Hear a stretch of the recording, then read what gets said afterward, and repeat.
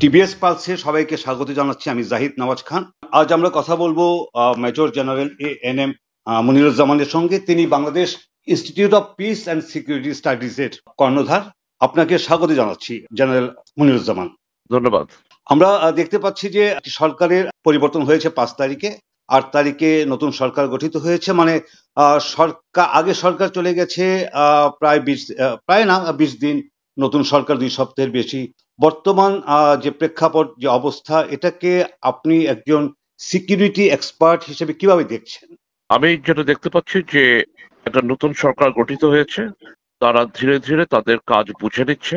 তবে আমাদের মনে রাখতে হবে যে পোস্ট রেভলিউশন একটা পরিস্থিতিতে যে কোনো সরকারের পক্ষে এই চ্যালেঞ্জগুলো মোকাবেলা করা বেশ দুরূহ ব্যাপার। এবং আমরা জানি যে যে পরিস্থিতিতে শেখ হাসিনার সরকার বাংলাদেশকে রেখে গেছে, সেখান থেকে উদ্ধার করতে তাদের বেশ বেগ পেতে হবে। তবে আমি আশাবাদী যে তারা, যে সরকারে যারা আছেন, তারা এই কাজটা যত শীঘ্র সম্ভব তারা হাতে নিতে পারবেন।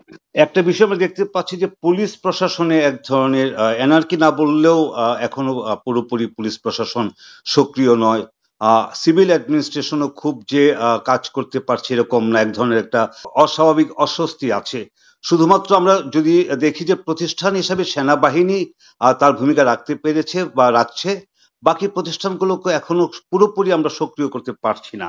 আপনি কি পরামর্শ দিবেন সরকারকে? আমরা যেটা দেখতে পাচ্ছি যে পুলিশ প্রশাসনটা প্রায় সম্পূর্ণরূপে ভেঙে পড়েছিল এই কারণে যে তাদের এত গভীরভাবে রাজনীতিকরণ করা হয়েছিল, যার কারণে মানুষের তাদের প্রতি যে ক্ষোভ ছিল এবং যে বিতৃষ্ণা ছিল পুলিশের প্রতি, তার কারণে তাদের যে স্বাভাবিক কার্যক্রম সেটা তারা করতে অক্ষম ছিল। সেখান থেকে আংশিকভাবে হলেও তাদেরকে আবার তাদের কাজে ফিরিয়ে আনা গেছে, তবে তাদের কাজের যে সম্পূর্ণ গতি তারা এখন পর্যন্ত ফিরে পায় নাই।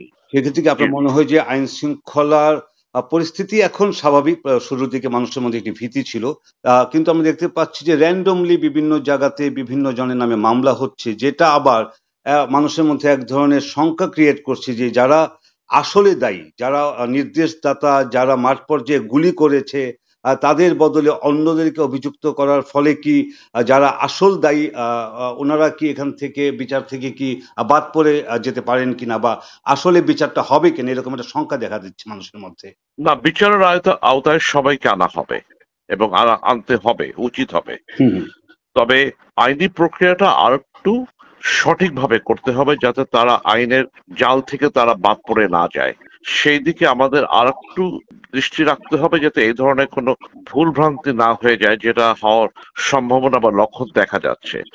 একই সাথে আমি বলতে চাচ্ছি যে বেসামরিক প্রশাসনের ভিতরে এমন ভাবে রাজনীতিকরণ করেছিল আওয়ামী লীগের সরকার যে সেখান থেকে বেরিয়ে আসতে আমাদের বেশ কিছুটা সময় লাগবে বর্তমান সরকারের, এবং তারা সে কাজটা ইতিমধ্যে হাতে নিয়েছে বলে দেখা যাচ্ছে। তবে কাজটা অনেক লম্বা এবং অনেক সময় ধরে এটাকে করতে হবে, এবং আমরা আশা করব নাগরিক হিসাবে যে বেসামরিক প্রশাসনকে যত তাড়াতাড়ি সম্ভব তাদের কার্যক্রমে সম্পূর্ণভাবে ফিরিয়ে আনতে হবে। এই কারণে যে আমরা বর্তমানে যে বন্যা পরিস্থিতির ভিতরে আছি, সেটা একটা বড় ধরনের চ্যালেঞ্জ যে কোনো সরকার বা যে কোনো রাষ্ট্রের কাছে, এবং আমরা আশা করব যে সরকারের সর্বশক্তি নিয়ে এটাকে মোকাবেলা করার জন্য যাতে সবাই একসাথে কাজ করতে পারে।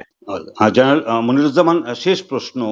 আপনি দীর্ঘদিন বাংলাদেশ সেনাবাহিনীতে ছিলেন, 38 বছরের আপনার পেশা জীবন, এবং আপনি বিভিন্ন সময় বিভিন্ন সরকারকে দেখেছেন, এবং আমরা দেখতে পাচ্ছি যে এখন যে সরকার, যেরকম 90-এর গণ অভ্যুত্থানের পরে এক ধরনের সরকার ছিল, 1/11-এর পরে সিভিল সরকার হলো, এক ধরনের মিলিটারি সাপোর্ট ছিল, বাট এটা হচ্ছে ছাত্রগণ অভ্যুত্থানের পরে এক ধরনের সিভিল গভর্নমেন্ট। তো এই গভর্নমেন্ট কি তার ইন্টেলিজেন্স গ্যাদারিং এর ক্ষেত্রে কি সবকিছু পাচ্ছে, নাকি এখানে কোথাও কোনো ফাঁক থেকে যাচ্ছে? আপনার কি মনে হয়? এই প্রশ্নটা যারা সরকারের ভিতরে আছেন তাদের জন্য বলাটা সমীচীন হবে, কারণ এইসব তথ্য তো আমাদের কাছে নাই যে কি ধরনের ইন্টেলিজেন্স গ্যাদারিং হচ্ছে, কি ধরনের ইন্টেলিজেন্স সিনথেসিস হচ্ছে।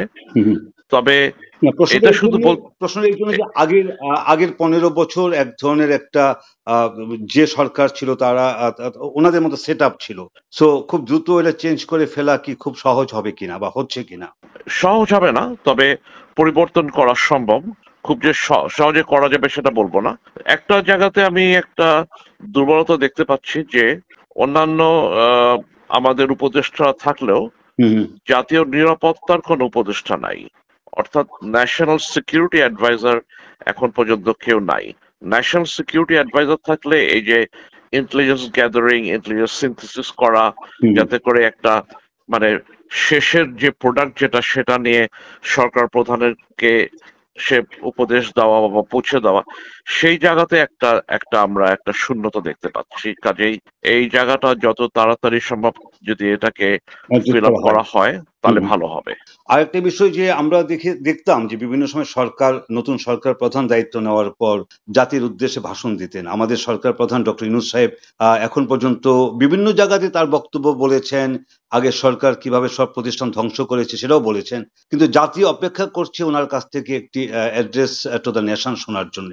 আপনিও কি এরকম কোন আশা করছেন যে উনি জাতির উদ্দেশ্যে একটি ভাষণ দিয়ে তার রূপরেখা, পরিকল্পনা, রোড ম্যাপ এসব কিছু জানাবেন?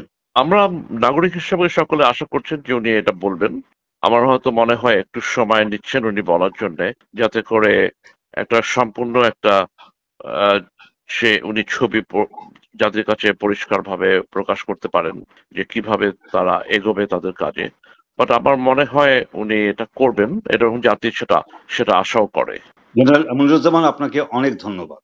ধন্যবাদ।